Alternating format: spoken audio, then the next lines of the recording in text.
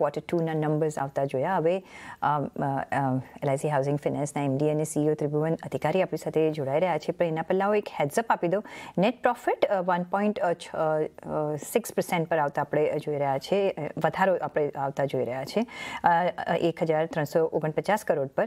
NIIની જો અગર વાત કરીએ તો અહીંયા પણ એક આપણે વધારો જોઈ રહ્યા છીએ 3.3%નો, અને અહીંયા 2,048 કરોડનો આપણને નેટ NII આવતા દેખાઈ રહ્યું છે. લોન બુક પણ એક સારી છે, 3.5 લાખ કરોડ સુધી પહોંચવાનું એ અનુમાન પણ દેખાડી રહ્યા છે FY27 સુધીમાં. આપણે વધારે વાતચીત કરીશું LIC हाउसिंग फाइनेंस ना मैनेजमेंट साथी, અને જેમ મેં કહ્યું CEO त्रिभुवन अधिकारी आपके साथ जुड़ाई गया है. सर, बहुत स्वागत है आपका CNBC बाजार में. और पहले तो ओवरऑल आउटलुक लेना चाहेंगे रिजल्ट्स के बारे में, अगर आप दे सके तो. वेल, ओवरऑल अगर मैं कहूँ तो क्वार्टर म्यूटेड रहा. शब्द अंग्रेजी में शब्द है म्यूटेड, यानी कि स्टेटस कोई रहा जितना हम लोग ने लगभग लास्ट ईयर इस क्वार्टर में किया था वही सब है, क्योंकि रेवेन्यू फ्रॉम ऑपरेशंस में हमारी 3% का इजाफा है, नेट इंटरेस्ट इनकम में लगभग 3% का इजाफा है, प्रॉफिट बिफोर टैक्स की बात करूं तो 2% का इजाफा है, प्रॉफिट आफ्टर टैक्स की बात करूं तो 2% का इजाफा है. हाँ, पर एसेट क्वालिटी में हमारा अच्छा एक सुधार देखने को मिला है हम लोगों को इस क्वार्टर में. तो बाय एंड लार्ज मैं कहूंगा कि नहीं, मैं संतुष्ट नहीं हूँ क्वार्टर से, कुछ और बेहतर होना चाहिए था.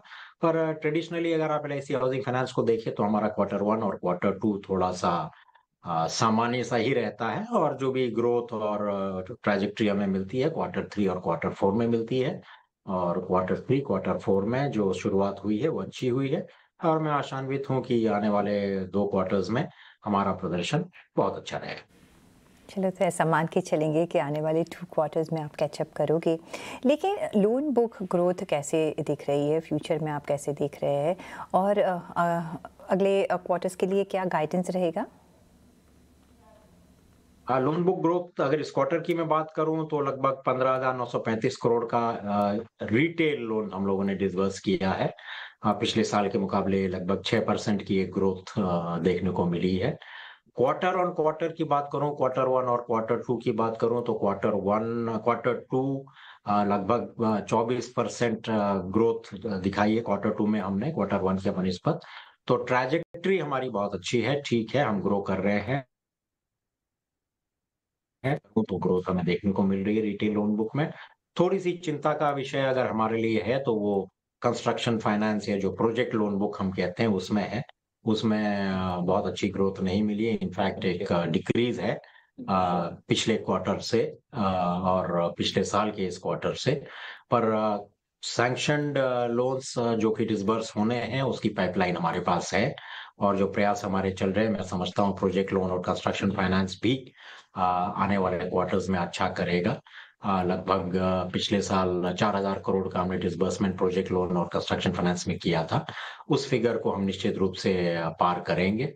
तो ओवरऑल मैं समझता हूँ ट्रैजेक्टरी हमारी सही है, और जो हमने एक गाइडेंस साल की शुरुआत में दी थी कि डबल डिजिट ग्रोथ दोनों डिसबर्समेंट बुक में और लोन बुक में देखने को मिलेगी, हम आशान्वित है कि उस गाइडेंस को हम मीट कर पाएंगे. दूसरा जो एक सेगमेंट है और वो बहुत अपकमिंग है और वहाँ बहुत पेनिट्रेशन भी मिल रहा है, वो है अफोर्डेबल हाउसिंग सेक्टर. कैसे आप देख रहे हैं, कैसा मोमेंटम आपको दिखने को मिला है अभी तक, और कैसा आने वाले दिनों में हम देख सकते हैं यहाँ कामकाज? अफोर्डेबल हाउसिंग मैं पिछले साल से कह रहा हूँ कि हाँ, ये एक इम्पोर्टेंट सेगमेंट है, पूरी इंडस्ट्रीज की तरफ जा रही है.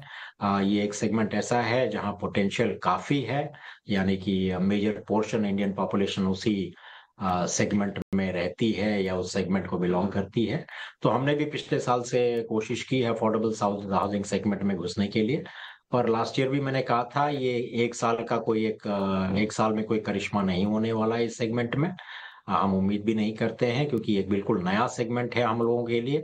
हम इस सेगमेंट में कभी भी विगत वर्षों में नहीं रहे हैं, और ये एक अगर आप तुलनात्मक देखें तो जिस सेगमेंट में हम काम करते हैं, यानी कि इंडिविजुअल सैलरीड क्लास में, उससे रिस्की भी है. तो हम धीरे धीरे कदम रख रहे हैं इस सेगमेंट में. इंक्रीज देखने को मिल रही है. हाँ, हालांकि लोन बुक में बहुत ज्यादा उसका इम्पैक्ट नहीं देखने को मिलेगा, क्योंकि इंक्रीज स्मॉल है. अभी भी जो वॉल्यूम्स हैं वो काफी छोटे हैं, पर ये एक सेगमेंट में हम एज़ अ कंपनी हम समझते हैं इस सेगमेंट में हमें रहना ही पड़ेगा आने वाले 2-3 सालों में और मैं समझता हूँ कि धीरे-धीरे हम इस बुक को ग्रो करेंगे। इंफ्रास्ट्रक्चर भी हम अपना डेवलप करेंगे।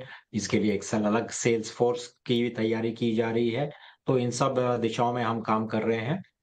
ग्रोथ मैं समझता हूँ जिस गति से हम चाह रहे हैं हाँ, सैटिस्फैक्टरी है। हम बहुत तेज़ी से इस सेगमेंट में नहीं घुसना चाहते हैं। हम ऐसा कोई गलती नहीं करना चाहते हैं जिसके लिए हमें बाद में पछताना पड़े। तो स्लो एंड स्टेडी एंट्री है इस सेगमेंट में और हम संतुष्ट हैं इसके प्रगति से। साथ में हाँ, को भी फाइनेंस कंपनी में एसेट क्वालिटी बहुत मायने रखता है क्योंकि बैड एसेट्स नहीं होने चाहिए। आपकी में सुधार आया है वो हम देख सकते हैं। आगे जाके कैसे ट्रेजेक्टरी देख रहे हैं, कितना और सुधार हम देख सकते हैं?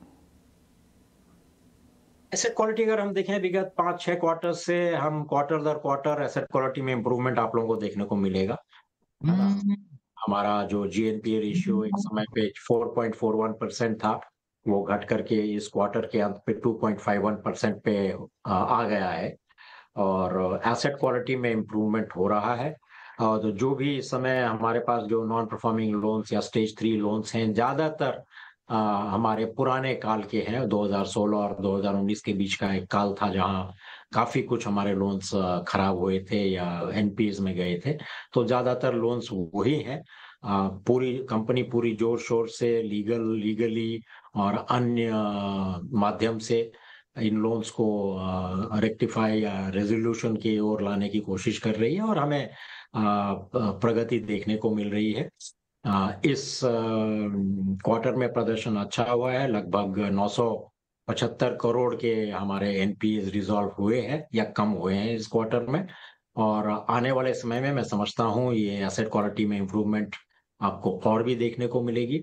और मैं इसलिए कह रहा हूँ कि क्योंकि कुछ बड़े-बड़े लोन्स जो हमारे एनपी में पड़े हैं, उनमें हमें अच्छी प्रगति देखने को मिल रही है।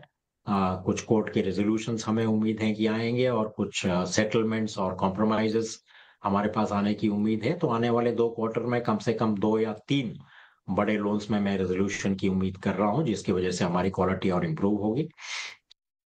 लास्ट में सर कुछ नंबर्स, कुछ गाइडेंस देना चाहेंगे कमिंग क्वार्टर्स के लिए?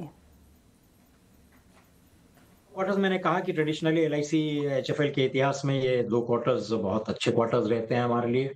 बिज़नेस के दृष्टिकोण से हम कहें, हम रिकवरी या एनपीए रेज़ोल्यूशन के दृष्टिकोण से हम कहें, कलेक्शन एफिशिएंसी और इंटरेस्ट इनकम के दृष्टिकोण से हम कहें और जिस गति से हम लोग चल रहे हैं, जो हमें क्वार्टर 1 के मुकाबले क्वार्टर 2 में जो इज़ाफ़ा और वृद्धि देखने को मिली है, हम इसको फर्दर स्ट्रेंथन करना चाहते हैं, फर्दर कंसोलिडेट करना चाहते हैं, फर्दर ग्रो करना चाहते हैं और मैं पूरी तरह आश्वस्त हूँ कि हमारा क्वार्टर 3 और क्वार्टर 4 का परफॉर्मेंस और भी अच्छा होगा और साल की शुरुआत में जो भी हमने गाइडेंस दी थी, वो चाहे निम की गाइडेंस हो 2.6 और 2.8% के बीच की रहने की या हमारे बिज़नेस डिसबर्समेंट बुक और टोटल लोन बुक की ग्रोथ डबल डिजिट में रहने की या हमारे क्या कहते हैं एनपीए या ये एनपीए लोन्स की रेजोल्यूशंस और जीएनपी रेशियोज की गाइडेंस वगैरह हो, वो सारे गाइडेंस को मैं समझता हूँ हम मीट करने के लिए हम आश्वस्त हैं।